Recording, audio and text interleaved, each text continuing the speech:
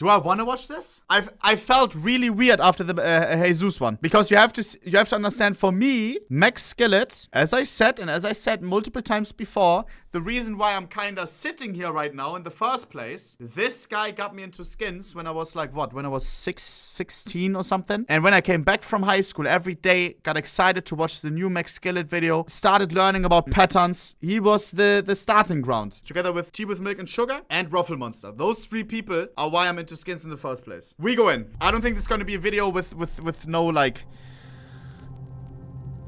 with nothing tangible. What's going on, guys? McSkillet here. And what's going on, guys? This is McSkillet here. Oh, Everyone, man. McSkillet here, and today I have another CSGO video. And this video... It was in this very spot 5 years ago that I sat here and announced the death of popular YouTuber McSkillet. I received the news that McSkillet has potentially died in a car crash. 3 people were killed and 8 injured in a 100-mile-per-hour car accident. Trevor Heitman, YouTuber known as McSkillet. On the 805 going the wrong direction, it slams head-on into... One thing I still don't understand. One thing, bro. This is completely out of context, but I'll never forget this. Because I was always, like, looking up and stuff, right? And the reason why he got me into it in the first place, he followed me on Twitter. I had, like, 1,000 followers maybe back then, was posting about skins. He followed me a day before the incident. A day before. I wonder why. Like was this? I don't like what went through his head. Like, I don't know. Like, was he doing the last Twitter scrollers? Bruder, a day before. I'll never forget. 43-year-old Eileen Pizarro and her daughter Ariana. I believe there's an individual who is a danger to himself and a danger to others. I won't go to prison to get him into a hospital. At this point, I don't That's have anything to clarify what possibly made him do what he My did. prayers and thoughts are also for his family as well. If you know the story of Trevor Heitman, aka McSkillet, the first thing the community tend to think is suicidal murderer. Comments under my announcement and his videos further that sentiment of what the CSGO community thought of this tragic event at the time. However, 5 years later, I feel like the majority of our community is still fairly ill-informed about the exact sequence of events on that awful day that led to 3 people losing their lives. I'm going to try and shed light on many of the unknown facts, and despite actually personally knowing Trevor, I'm going to try my utmost best to be non-biased. Shout out to Jesus and Coffee House Crime for covering the story in the past and helping me put pieces of the video together. Who was McSkillet? Trevor Heitman, aka McSkillet, was a Counter-Strike YouTuber just like myself, born on February 18th, 2000. His family described him to be quiet and well-mannered, and that was always my impression as well that I got every time I talked to him. Yeah, I'll call McSkillet. What up, dude? Holy shit. Holy shit. That's the only factory new one. That's the only factory new one. Trevor had a passion for basketball, but started getting more and more into gaming as he grew older. His content mainly focused around skins. If you don't know what skins are, then you're probably new around here. But for those of you who don't know, Counter-Strike skins are different appearances for weapons within the game. These weapon aesthetics are equipable and tradable. I'm not in the mood to joke right now. I could be, bro. Like, bro, scheiße, is it okay if this is a little bit of a different, like, with a topic like this, bro? I'm not gonna, like, you know? Meaning if I'm a little bit more quiet, eh? CS skin values when I talk, like, I'll talk, but range from cents to millions and everything in between. Trevor's very first video uploaded to his channel was entitled Top 10 Most Expensive Skins in CSGO, and he continued making content around this theme, gaining a lot of popularity rapidly, amassing nearly 1 million subscribers. By the way, Black Pearl giveaway, double dot. Bro, the giveaways that he did, of course, he was advertising gambling sites and stuff and made millions, but just some skins that he gave away, like, just to know how crazy those skins were. Of course, still peanuts compared to what he was making, but just to name the skins. Souvenir Dragonlord giveaways, Scar Pattern AK, Iber Power Holo Orb Dragonlord. Bro, of course those skins were also worth less back in the day, but his giveaways, man, I remember as a kid, was it Gleam Links? I think it was Gleam. And I always like, zack, zack, zack, zack, zack. Did everything to enter, bro. I was always like, open. Did you win? No.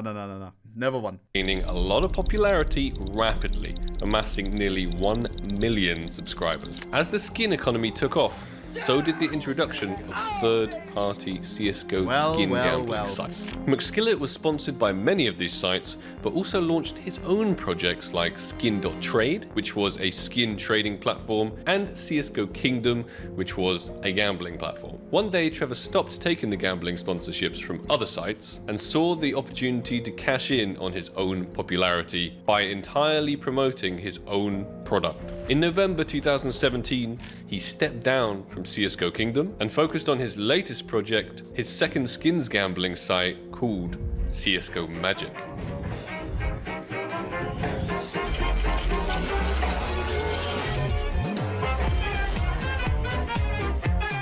But if you don't know about CSGO Magic, it's my site. CSGO Magic was a big... It's you, bro. Stop, bro, please. I've never done a gambling sponsor, like case opening site, and I never will. And don't, if you want to make the discussion, oh, but you open cases on stream, yes, to me that is different. That's how skins get pushed out into the world. It's the thing that I always do. It's a part of the game. It is what it is. It's regulated compared to the things we have on the site. Other sites have what? Back to school event, deposit bonus, levels, all these other different factors. Yes, I know. Yes, I know. And also, it's the game that gave me everything. Undeniably, I wouldn't be sitting here right now without Counter-Strike. And I'm not donating money to a random offshore casinos type site, but to Valve as well, maybe as well. Hey, do I like to open case? Yes, I do. All right. But as well, I maybe justify it in that way. And it's not like I'm making money when I get my people, you guys, to open cases. You shouldn't open cases. I don't have to sell you anything. That's how I justify it. I get when other people take a gambling sponsor. It's on them. It is what it is. The offers are ridiculous. Makes sense. But where was I going with this? I'm fine. But don't compare him opening a gambling site with me opening a marketplace, please. Bro. Success. Earning him millions of dollars. But it is kind of the same. It is kind of the same. Before I took marketplace sponsor and now own marketplace. Skimmer.com if you want to use it. Suck. It's estimated he'd earned over $10 million from all his business ventures during his short career. In a video posted December 2017. In fact, it's estimated he'd earned over $10 million from all his business ventures during his short career. Jesus. In a video posted December 2017, McSkillet showcased his latest large purchase, a McLaren 650S. Inside this vehicle would be his last moments on Earth. In 2018, skins gambling had become insanely popular. A lot of YouTubers outside of the CSGO scene were starting to hop onto the trend and cash in. There were many scandals with YouTubers creating their own sites and not disclosing it to the public, pretending that they just found it. These two slimy f***s actually own this website. That's where the "so I just found this new site" meme comes in. Or influencers within the scene just literally straight up scamming their audience. Bro, I swear this clip. We were so blind, no? I was watching these streams too. Like as well, other people, like if you're German, Giorgio. I was watching all of that shit, bro. But at the end of it, it is all fake balance, fake this, fake this. It's just trying to get you to use a code. Bro, as a kid, you don't see that. Am I tripping? Or not even as a kid. I was, what, 16, 17, 18. I swear I thought everything was real. I was watching this and thought like, holy shit. Bro, I was on the edge of my seat. Jesus. Who remembers this clip? Look at the slider.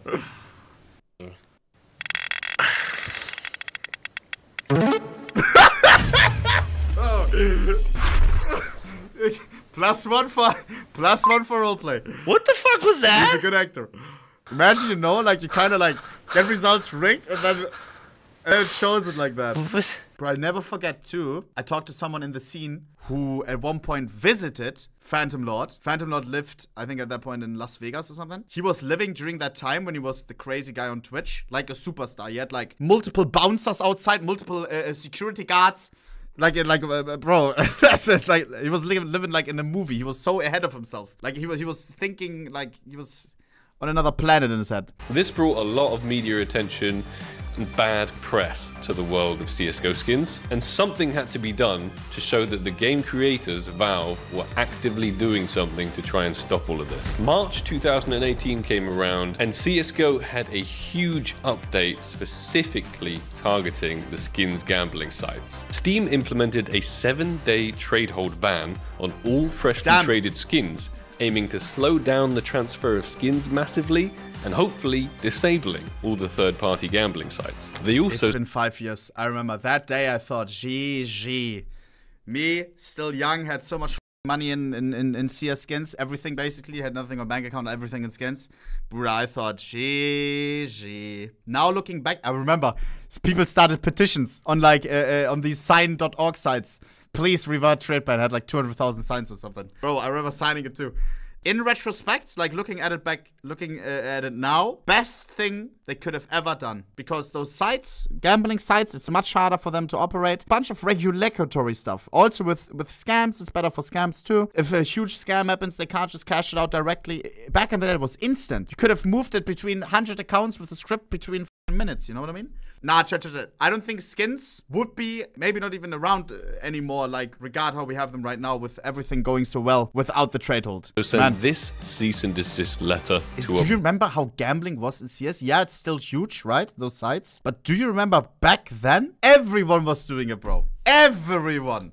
People who don't even do anything with CS skins were just opening on these sites. It was crazy. Bunch of the most popular gambling sites at the time. CSGO Magic was one of the sites hit very hard by this update. Some websites, however, aimed to circumvent the ban and did so with some success. Jesus claims he talked to the old dev of CSGO Magic who wanted to rebuild the site to circumvent Guys, Alexi is live. Okay, guys, please.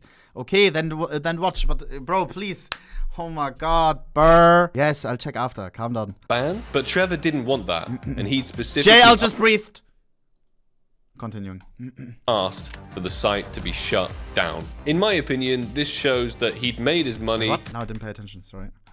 Yes. Jesus claims he talked to the old dev of CSGO Magic who wanted to rebuild the site to circumvent the ban, but Trevor didn't want that, and he specifically asked for the site to be shut down. In my opinion, this shows that he'd made his money, he was happy with it, and he no longer wanted to be a part of this casino industry and was actively trying to leave it. There may be many reasons for this, one of them being the skins casino industry is a dark, grey, murky area with some not so nice people in it. I would not be surprised if he'd been the subject of some big attacks. It wasn't only CSGO Magic's bot inventories that were banned, but also McSkillet's personal CSGO inventory was also banned. Trevor told me the reason his personal inventory was banned was because he used the same telephone number on the CSGO Magic bots. I mean, burr. This is new info to me. I didn't even know that. I thought it was Steam just knowing that he operates the site and then banning them. I don't know if they have to have a concise connection on their website like this. I wonder. The same number. I mean, that makes no sense. As on his personal account. So when all of the bots got banned in the ban wave, his personal account also went with it. They all got banned together. McSkillet lost approximately— It's the same. Sometimes people think they can get away with, oh, I cheat on one account, I make an alt account, and on my main account I stay clean. And then they just receive the ban also on the main. Because when the phone number is connected, or if you use the same auth, it's just chain ban. $100,000 worth of skins at the time. In today's market, this value would obviously be far, far higher. You're probably looking at a range from $500,000 even all the way up to the $1 million mark. Yeah. Unfortunately, I'm unable to see his inventory because of the trade ban. Did we look at his inventory at one point? Looking at a range from $500,000 even all the way up to the $1 million mark. Unfortunately, I'm unable to see his inventory because of the trade ban, so can't state a value with 100% accuracy, but let's just say it would be— Oh! I forgot about this deagle. Trade ban, so can't state a value with 100% accuracy, but let's— McSkillet has this deagle, bro. This is one of the crazy— Why does it look so bad? It's because CS2, the stickers are larger at the beginning. This is early screenshot. It doesn't look like this right now. Jeez, Louise. Chat, Deagle Crimson Wrap with Cato 14 stickers is so goddamn rare. There's a 4x Titan Hollow one maybe. But this one right here, that is an insane deagle. That's like a 20k deagle. Let's just say it would be a 20k too. Lot of money. Wow, wow, wow. Wow. That's probably like 50, 60K. I did actually Not anymore, I think. dedicate an entire video to McSkillet. I think it's more. Nah. A P2K, nobody uses that shit. Oh, I don't think it would be this much right now. Should went down. Titan Hulu used to be 70K.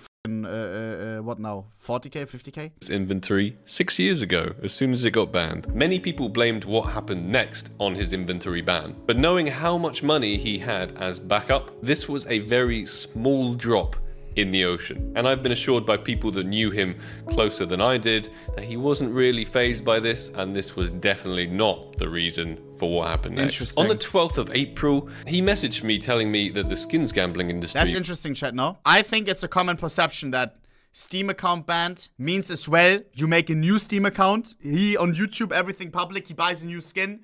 They could see it. They could ban that account too. One time banned, you make an alt account, they just chain ban you, right?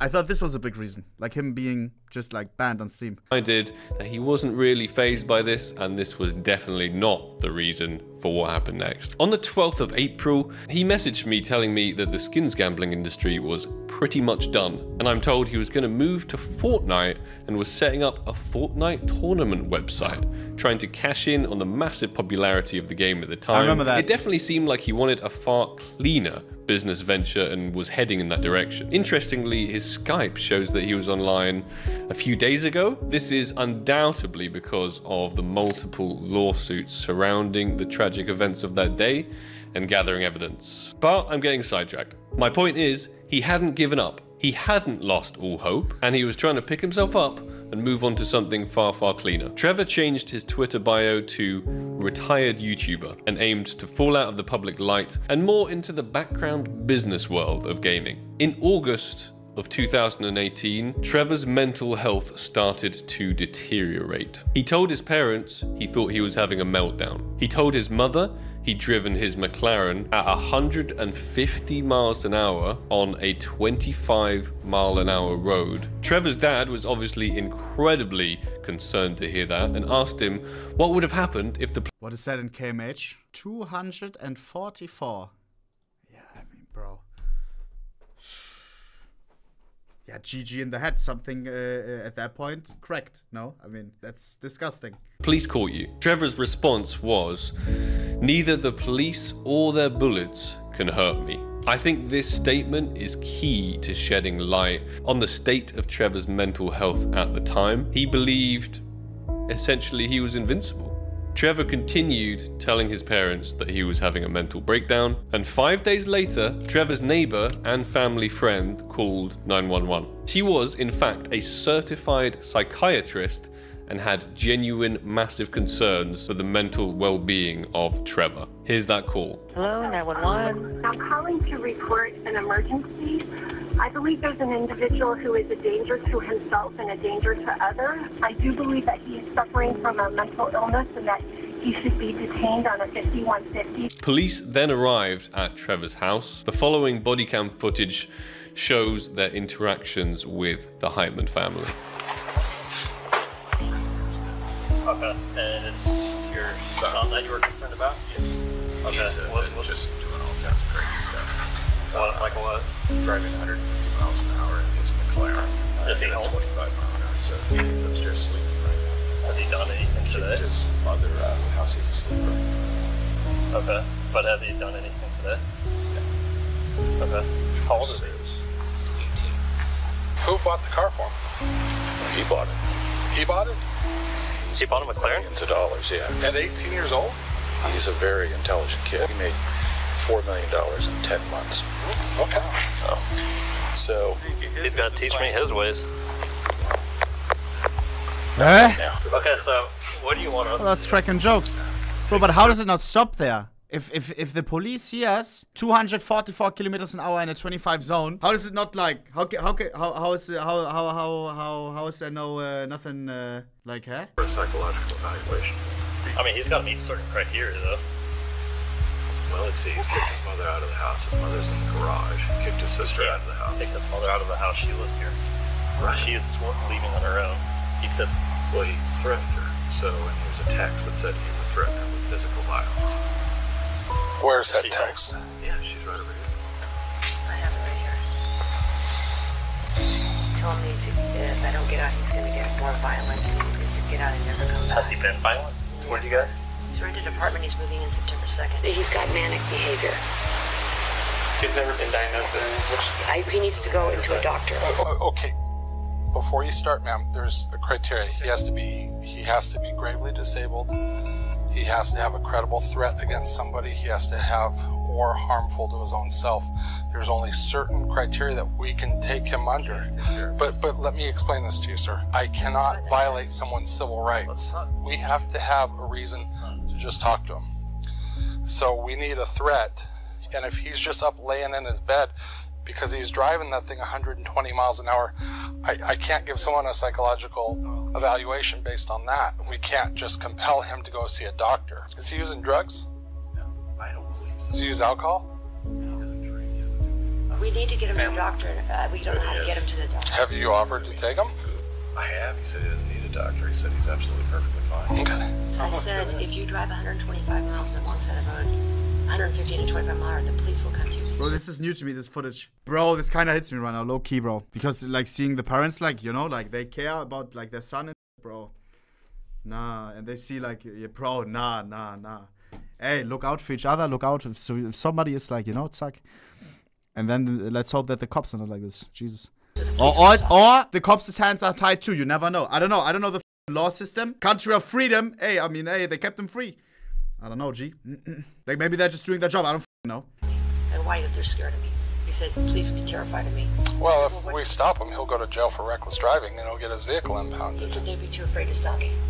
Wow. And he said that his skin is tightened and hardened and bullets would be made. Oh, and I said, what if they pulled a gun on you? He said, a bullet wouldn't hurt my skin. He said a bullet wouldn't hurt my skin. Well, he obviously needs some help. Like, do you think he'll try fighting us when we walk in the room? We don't want to create that if we don't have to. Yeah. What we're trying to say. Because right now there's no crime, and we don't want to get into a big, have everyone here, roll here, lights and sirens. Get 10 cops here if there's no need to. If they can't do anything, then we can't compel him to do any of this stuff. I want him safe. All I want is him to be safe. If I evict him, I'm afraid he could hurt someone else or himself. But do you want him to hurt you? I don't want him to hurt anyone. See, the only reason that I'm hesitant to go in there is because I don't want him... It's a different psychiatrist. I don't want to force a violent confrontation. But he should be held on the 5150. Okay, based on what? Give me some criteria. He's a danger to himself. How is that? He reported that he was driving the wrong way. Okay, well, let me ask you, are you his psychiatrist? I am not. Have you ever seen him? I have not. In any professional setting? Okay. If you're driving on the wrong side of the road, somebody, I can't, it's an infraction, and it's not going to work. He has to be doing something violent. I won't go to prison to get him into a hospital when it's illegal for me to do so. I hear what you're saying, and I'm not discrediting that, but we have to have something substantial. Because we're getting... Nah, but is it the cop or is it the law? I mean, I don't think he's doing his job. No, he even explains it. Hearsay, he's driving fast down the wrong side of the road. Yeah, it's wrong, but it's an infraction. It's not, and we didn't witness, you know, it's got to be something. What I can tell you, though, is based on what I heard, although you are right, I did not evaluate him and I am not his psychiatrist. Right. It would be enough criteria, were I treating him, to diagnose him with a mental illness and to hold him involuntarily because he's reporting behavior that is placing the public at risk and placing himself at risk. And he did threaten to harm his mother, and he threatened to harm But we don't have any of those threats. I'm trying to see if maybe the three of us can convince him to go get help. Clearly understand there's something going on right here. Yeah, clearly. But he's at the beginning stage of something going on right there that we don't have enough yet.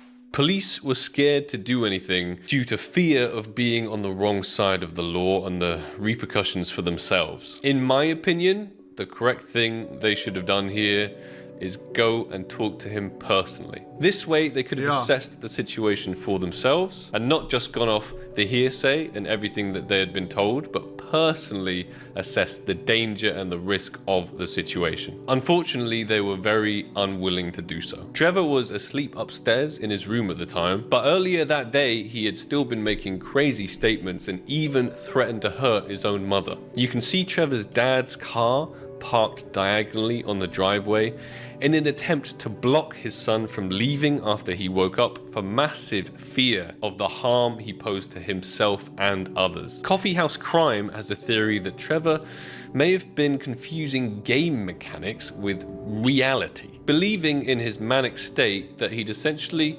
be able to no-clip through objects if he was driving fast enough in the wrong direction. We'll never know if this was true or not, but given that theory, his intent was never murderous. The police unfortunately said they were unable to detain Trevor because he hadn't broken any laws. We have laws that we have to do. And they left. California's Welfare and Institution Code does, in fact, allow for an adult who is experiencing mental health issues to be involuntarily detained for up to 72 hours. Trevor's dad and neighbor psychologist entered his room, where Trevor made strange noises and screamed at the neighbor. Trevor's dad told the police he'd take his son to the hospital that day, and apparently Trevor even agreed to go. Later that afternoon, Trevor hopped into his McLaren and rammed his dad's SUV out of the way in order to leave the property. He then rammed his supercar through the gates of Ashley Falls Elementary School. These gates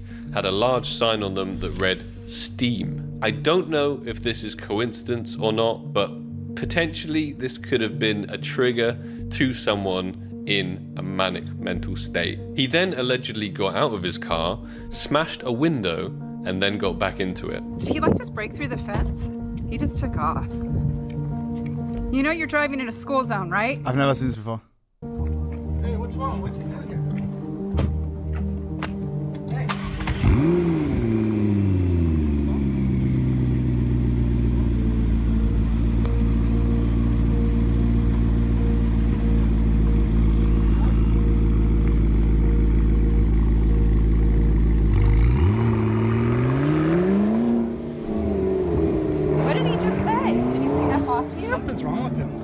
After that, he rammed the school gate once again. Here's the video of that encounter. He's coming back! He's coming back! Hi! You have a crazy ass on your campus right now driving in a sports car, chasing after the kids! I mean, there is a crazy ass. Call 911 right now!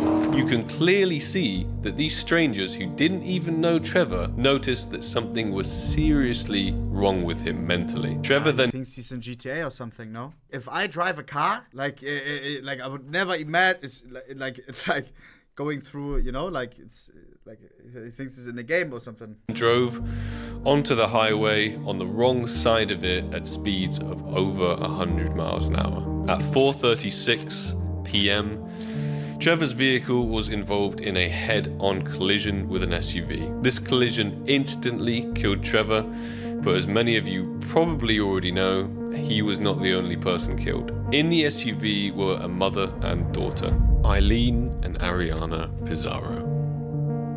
Eileen was a 43-year-old therapist working with children that had been abused, and Ariana was her 12-year-old daughter. She had a passion for reading, music, and singing. Eileen was a huge fan of The Rock, and following how big the news got, he sent out his thoughts and prayers to the family. Hey Angelo, Dwayne Johnson here, and I had turned on my phone and I saw a flood, thousands and thousands of tweets had come through. I just want to say thanks for reaching out, man, and I'm so sorry to hear about your sister and your mom and this tragic loss that you and your family are going through. Eileen left behind multiple family members. one of which was Dominic Pizarro, her son. And here's what he had to say about the situation. He was not in his right frame of mind, and that was the primary reason that he found himself going the wrong way on a highway, and that my prayers and thoughts are also for his family as well. They cared about others so much, and that's what I'm trying to keep in my heart as well. That's strong to say after. No drugs or alcohol were found in Trevor's body. I don't think he wanted to die. I just think he was having a manic episode. Mania can be caused by a sudden, extreme, stressful life scenario. I've heard rumors that the developers working for him. Hey, so what ended up being the deal with Jake Daquan or whatever? Is anyone in the wrong? Jake, yeah, guy scammed users of Boss. So is Daquan innocent? He says he lives a few doors from Jake. Hey, I don't need anything done at this moment, but just checking. Can you still do USD wires in exchange for BTC? Had stabbed him in the back and stolen from him. I've tried to dig a little deeper into these rumors, but unsurprisingly, nobody really wants to talk about that era, and getting in contact with the right people is really, really hard. To my knowledge, Trevor stored quite a lot of his wealth in crypto. He was publicly into it, replying to people's tweets on Twitter regarding crypto, and I've spent many, many months trying to source old contacts of his that may lead to exposing any of Trevor's crypto wallet addresses so I can dig even deeper. I found one of them and I had a crypto forensics team look into it. My goal was to see if any large amounts of crypto had suddenly been taken around the dates of the manic episode that might have explained or caused the mental breakdown that did happen. Unfortunately, we hit a dead end and we could not get enough information from this single wallet address alone. Many of these old contacts of his are now big players in the crypto casino community, running some of the most popular and successful crypto casinos online at the moment. They have hundreds of millions to their name, and not too surprisingly, they don't want to talk to me. In my personal opinion, I think it was some kind of large event that caused Trevor's mental health to plummet. Unfortunately, I cannot confirm this, and I can't even tell you what it was. It's just a gut feeling I have, and I may be completely incorrect. I don't know if we'll ever truly know if a large event in his life was the cause, or just the general pressure of trying to run multiple businesses whilst having them attacked and shut down, and people you trusted potentially scam you at the tender age of 18 years old. Can this happen? I've been following Can this happen to anyone? Like under enough stress, under enough you getting maybe backstabbed by people and stuff? Or does it have to be something that's like laying in your brain maybe and like just, yeah? Hey, watch out to other people. I mean, scheiße, if you realize your friends maybe doing, I don't know. I mean, it's, I don't want to, but you know, because it can be prevented. If the cops listened, or if, you know, I don't know. Story legally for quite some time, and to my knowledge there were 4 lawsuits going on. 2 from the family of the deceased against Trevor's family and the state, 1 from Trevor's family against the state, aka against the police for a lack of action, and 1 from the state against Trevor's family for not acting sooner. I even received a call from a lawyer working for the state of San Diego. I'm under strict instruction not to use her voice, not to use her name, not to use her face, not even in any kind of distorted manner whatsoever. So I'll try and sum up our call while staying on the correct side of the law. Hey, give me something I can use against Trevor's family in this lawsuit. No. This year, we finally got some closure on the case. It was ruled that the state were in fact at fault and should have done more to stop Trevor and protect the public. Ironically, the police's fear of the law to take any action led to far greater consequences for the innocent family members and for themselves. Not many people fully understand the story behind McSkillet, but I hope this video has helped shed some light on a quite complicated situation. It's obvious to me, and to his parents, and to complete strangers at the time, that Trevor was not in a healthy way mentally whatsoever and having some kind of mental breakdown. This is what led to his death and unfortunately the death of 2 innocent people. His actions are still in no way excusable, but I think people deserve to know that the Trevor of that day was not the Trevor I knew and was not the Trevor the public knew. Do you have any more interesting facts about the scenario that I haven't covered? Does the news that Trevor was clearly not in a healthy state affect your opinion at all of the scenario? I'll be reading through the comments, hunting for any more information at all on the story, but hopefully the majority of you are now a lot more informed about it. Thank you everyone so much for watching. Stay safe out there, and I'll see all of you in the next video. Peace.